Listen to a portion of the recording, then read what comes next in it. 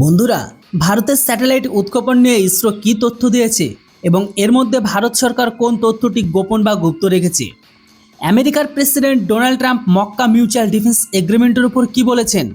অন্যদিকে বাংলাদেশে ভারতের গোয়েন্দা সংস্থা রকে কিভাবে ডাবল ক্রস করার চেষ্টা করছে? এছাড়া আরও অনেক গুরুত্বপূর্ণ খবর আসছে যা ভারতের ওপর প্রভাব ফেলে, তাই ভিডিওটিকে শেষ পর্যন্ত দেখুন। সবচেয়ে প্রথমে কথা বলি আমেরিকা ও ভারতকে নিয়ে। রেফারেন্সের জন্য আপনারা স্ক্রিনে আর্টিকেলের স্ক্রিনশট দেখতে পাচ্ছেন।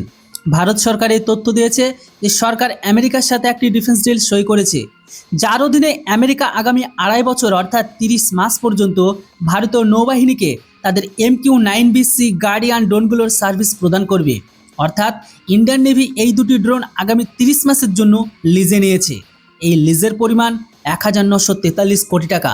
অর্থাৎ আমরা যদি এটাকে দিন হিসাবে হিসাব করি, তবে একদিনের জন্য ভারত এই দুটি ড্রোনের সার্ভিসের জন্য আমেরিকাকে 1,13,00,000 ভারতীয় টাকা পে করবে, তাও আগামী 30 মাসের জন্য। তো খবর অনুযায়ী এই ড্রোনগুলো ইন্টেলিজেন্স গ্যাদারিং, সার্ভেলেন্স আর রিকনেসেন্স কভারের জন্য ব্যবহার করা হবে। এগুলোর ওপর অ্যাডভান্স সিস্টেম, মডার্ন সেন্সর এবং সফিস্টিকেটেড পেলোড বহন করার সক্ষমতা রয়েছে, তাই ইন্ডিয়ান নেভি এগুলোকে বেছে নিয়েছে। এখন এই ডিল মিনিস্ট্রি অফ ডিফেন্সের অফিসিয়ালস আর আমেরিকার কোম্পানি জেনারেল অ্যাটমিক সিস্টেমের অফিসিয়ালের মধ্যে সই হয়ে গেছে। এমনিতে ভারত আমেরিকার রাষ্ট্রদূত সার্জিও গোর এই সংবাদের ওপর প্রতিক্রিয়া জানিয়েছেন এবং তার মতে এই ডিল ভারত ও আমেরিকার ডিফেন্স পার্টনারশিপকে আরও জোরদার করবে। তবে এখানে ভাবনার বিষয় এটাই যে ইউএস অ্যাম্বাসেডর সার্জিও গোর এর যে অফিসিয়াল ভারতীয় অ্যাকাউন্ট রয়েছে সেটির কমেন্ট বক্স তিনি এখনও অফ করে রেখেছেন। সার্জিও গোর নিজের কমেন্ট সেকশনে ভারতীয়দের জন্য ওপেন করছে না, কারণ যখনই সার্জিও গোর এই কমেন্ট সেকশন অন হয়, ভারতের মানুষ সেখানে গিয়ে কমেন্টে তাকে সত্যের মুখোমুখি করিয়ে দেয়, তাই তিনি নিজের কমেন্ট সেকশন অফ করে রেখেছে। পরবর্তী আপডেট আসছে ভারত ও চীনের দ্বিপাক্ষিক বাণিজ্যকে নিয়ে। আসলে ভারত ও চীন 2026 সালে প্রথমার্ধে অর্থাৎ জানুয়ারি থেকে জুন মাস পর্যন্ত কত বিলিয়ন ডলারের ব্যবসা করেছে তার ডেটা সামনে এসেছে। খবর আসছে জানুয়ারি থেকে জুন মাস পর্যন্ত ভারত চীন থেকে 80 বিলিয়ন ডলারের পণ্য আমদানি করেছে। 80 বিলিয়ন ডলারের সামগ্রী আমরা চীন থেকে কিনেছি। কিন্তু যদি রপ্তানির কথা বলি, তবে 2026 সালে প্রথমার্ধে ভারত চীনকে মাত্র 1.7 বিলিয়ন ডলারের পণ্য রপ্তানি করেছে। অর্থাৎ চীন থেকে আমাদের 68 বিলিয়ন ডলারের বেশি বাণিজ্য ঘাটতি বছরের প্রথম 6 মাসের মধ্যে হয়ে গেছে। অন্যদিকে মূল বায়োলেটারাল ট্রেড প্রথমার্ধে 91 বিলিয়ন ডলার পর্যন্ত ছিল। এই সংখ্যা দেখে মনে হচ্ছে গত বছরের রেকর্ডও ভাঙতে চলেছে।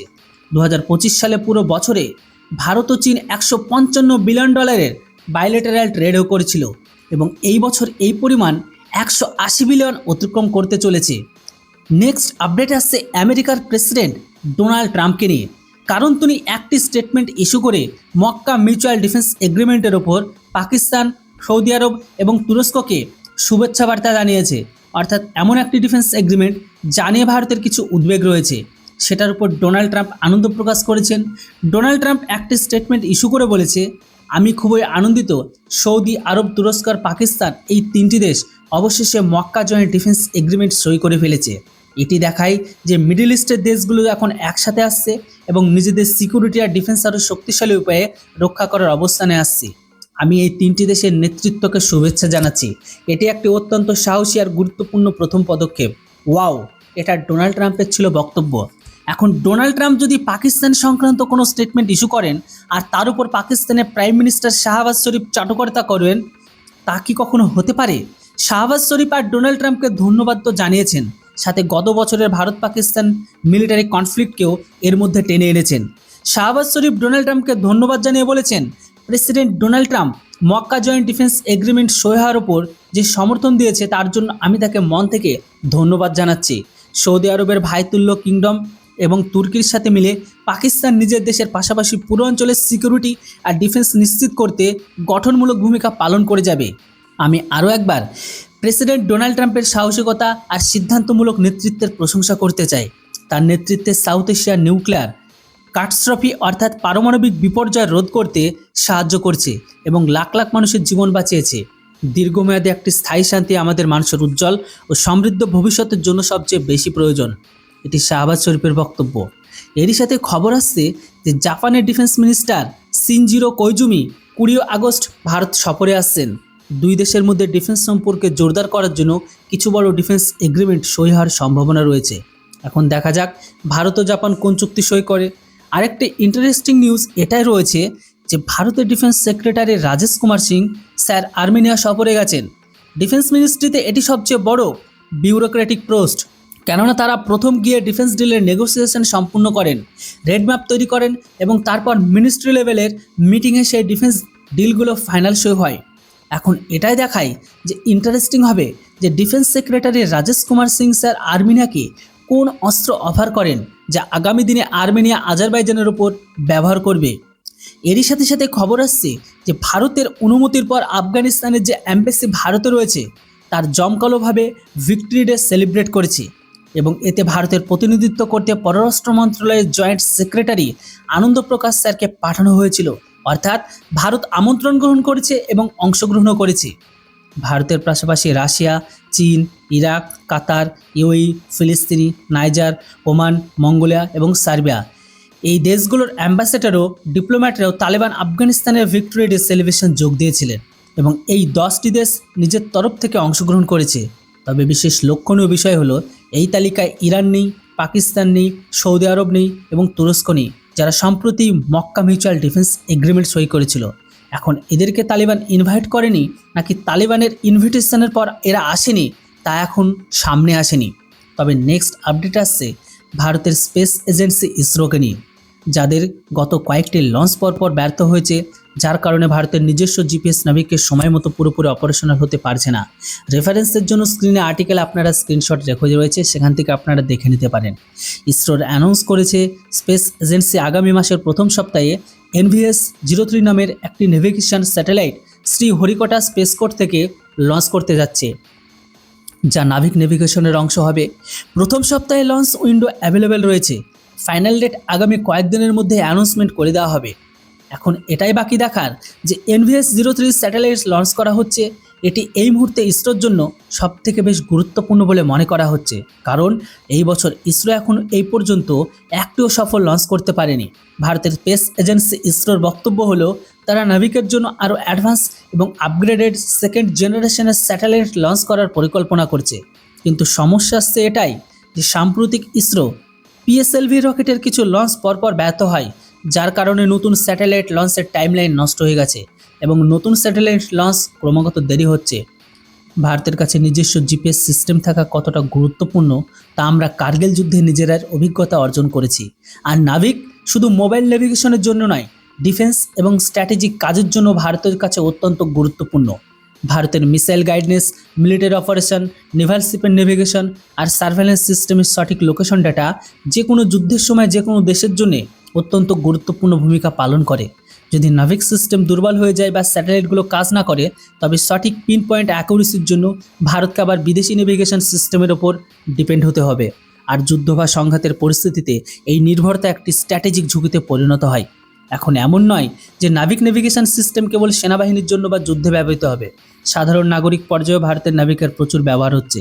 তাই ইসরোর নিরন্তর চেষ্টা চলছে যাতে নাভিকের যতগুলো স্যাটেলাইট রয়েছে সেগুলোকে সফলভাবে লঞ্চ করা যায়। এখন PSLVর আর কতগুলো লঞ্চ ব্যর্থতা হয়েছিল সেগুলো নিয়ে ইসরোর বক্তব্য হলো রকেট লঞ্চ হওয়ার পরপরই যখনই থার্ড স্টেজে প্রবেশ করত সেই সময় এতে কোনো সমস্যা দেখা দিত, যার পরে ভারত সরকার এটিকে হাই লেভেল এক্সপার্ট কমিটি গঠন করে, যার মধ্যে সাবেক প্রিন্সিপাল সায়েন্টিফিক অ্যাডভাইজার কে বিজয় রাঘবন স্যার এবং সাবেক ইসরো চেয়ারম্যান S সোমনাথের মতো সিনিয়র এক্সপার্টদের অন্তর্ভুক্ত করা হয়েছিল।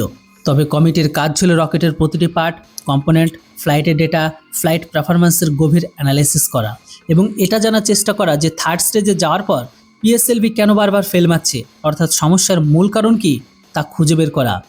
তবে ভালো খবর এটাও আছে যে এই কমিটি তাদের রিপোর্ট জমা দিয়েছে এবং ত্রুটির উৎস আইডেন্টিফাই করা হয়েছে। এই বিষয়টি আমাদের কেন্দ্রীয় মন্ত্রী জিতেন্দ্র সিং স্যার নিজে কনফার্ম করেছেন আর বলছেন যে PSLV রকেট যে সমস্যা হয়েছিল তার সঠিক কারণ জানতে পারা গেছে, কিন্তু সিকিউরিটি আর টেকনিক্যাল কারণে আমরা পাবলিক প্ল্যাটফর্মে সঠিক কারণ শেয়ার করতে পারছি না। তবে সবচেয়ে গুরুত্বপূর্ণ বিষয় হলো যে টেকনিক্যাল ইস্যুর কারণ PSLV যে দুবার ব্যর্থতার মুখোমুখি হতে হয়েছে তার সমাধান বের হয়ে গেছে এবং ইঞ্জিনিয়াররা তার কাজ শেষ করেছেন। তাই ইসরোর বিজ্ঞানীরা আশা করছেন যে সেপ্টেম্বরের প্রথমার্ধে লঞ্চটি সফল হবে। তা না হলে ইসরো এতদিন ধরে যে সুনাম তৈরি করেছে, আমরা যে বিদেশি দেশগুলোর স্যাটেলাইট লঞ্চ করেছি তা সব কিছু নষ্ট হয়ে যাবে। আশা করি ইসরো যে প্রবলেম ডিটেক্ট করে সলিউশন বের করেছে তা পরবর্তী লঞ্চে কাজ করবে, কারণ পরবর্তী লঞ্চে জানা যাবে যে সলিউশনটি 100% কাজ করছে নাকি করেনি। এখন আপনার কি মনে হয়, ইসরোর বিজ্ঞানীদের কি ভারত সরকারের বেতন বাড়ানো উচিত, হ্যাঁ নাকি না? নিচে কমেন্ট করে আপনাদের মতামত অবশ্যই জানান। পরবর্তী আপডেট আসছে ভারত আর বাংলাদেশকে নিয়ে। এখন তারা ভারতকে ডবল ক্রস করার চেষ্টা করছে, কেননা 2-3 দিন আগে আমরা আপনাকে জানিয়েছিলাম যে ভারতের গোয়েন্দা সংস্থা রয়ের প্রধান Parag Jain sir Bangladesh military intelligence উইংয়ের আমন্ত্রণে বাংলাদেশে গিয়েছিল এবং বাংলাদেশের মিলিটারি ইন্টেলিজেন্সের সাথে মিটিংও করেছিল। খবর আসছে যে রয়ের প্রধান ভারতে ফিরে এসেছেন এবং এখন বাংলাদেশের মিলিটারি যে intelligence wing director general of forces intelligence এর 6 অফিসার বাংলাদেশ থেকে সোজা পাকিস্তানে গেছেন। বাংলাদেশের অফিসাররা পাকিস্তানের গোয়েন্দা সংস্থা আইএসআইয়ের সাথে মিটিংয়ে অংশ নিচ্ছেন, অর্থাৎ আইএসআইয়ের সাথে পরামর্শ করছেন। এই মুহূর্তে বাংলাদেশ ডিজিএফআই এর প্রধান হলেন ডিরেক্টর জেনারেল কায়সার রশিদ চৌধুরী। তাকে চলতি বছরে 1 মার্চ প্রধানের পদে নিয়োগ করা হয়েছিল আর তিনি তার প্রথম সফর হিসেবে ভারতে এসেছিলেন, কিন্তু তার ঠিক 1 মাস পর 1 এপ্রিলে তিনি পাকিস্তানে গিয়েছিলেন। আর আজ রয়ের সাথে মিটিং করার পর এখন বাংলাদেশের সামরিক গোয়েন্দা সংস্থা আবারও ভারসাম্য বজায় রাখার চেষ্টায় আইএসআইয়ের সাথে মিটিং করছে। আশ্চর্যের বিষয় হলো রয়ের প্রধান ভারতের ফিরে আসার 2-3 দিনও হয়নি আর পেছন থেকে বাংলাদেশ মিলিটারি ইন্টেলিজেন্স পাকিস্তানে চলে গেছে, অর্থাৎ এবার তো 1 মাসও সময় নেওয়া হয়নি। পর্দার আড়ালে 3 দেশের গোয়েন্দা সংস্থার মধ্যে কি খিচুড়ি পাকছে তা সামনে আসুক বা না আসুক, কিন্তু এই মুহূর্তে ভারত পাকিস্তান বাংলাদেশের মধ্যে ব্যাকডোর চ্যানেলে পুরোপুরি সক্রিয় চলছে। ভিডিও আর ইনফরমেশন ভালো লাগলে অবশ্যই ভিডিওটিকে লাইক করে চ্যানেলে কমেন্ট করে জানান। Thanks for watching. জয় হিন্দ, বন্দে মাতরম।